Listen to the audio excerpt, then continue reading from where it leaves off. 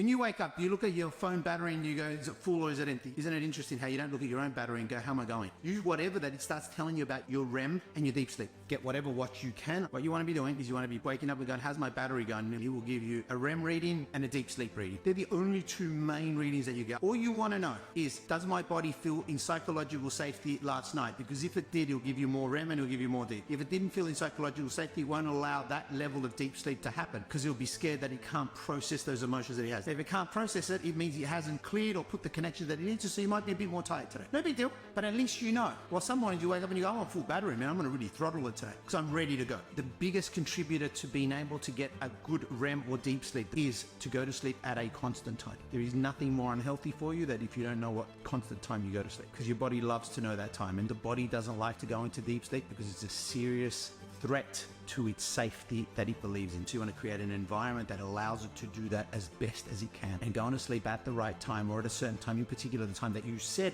you would go to sleep, makes all the difference in the world. Now, you wake up and you look at your watch and there's all of both those sleeps. Don't get miserable and waste the day. All you need to worry about is, did I put the framework to give me the highest probability to do so? You are far lap in your own world. You can only run as good of a race as you're ready to run. You can't run a better race than the energy in your body to run it. You can't improve on anything that you don't monitor. Most of the time, it's not people's unwillingness to do something, is that there's not enough energy to do it. Then they take a vicious cycle and they go, I'll get an energy drink or I'll get this, and they start substituting artificial external environments to try and affect the internal, when the majority of the work can be done by yourself. Really important that you treat your body like a temple and you go, this is the vehicle that's got to get me from here to here.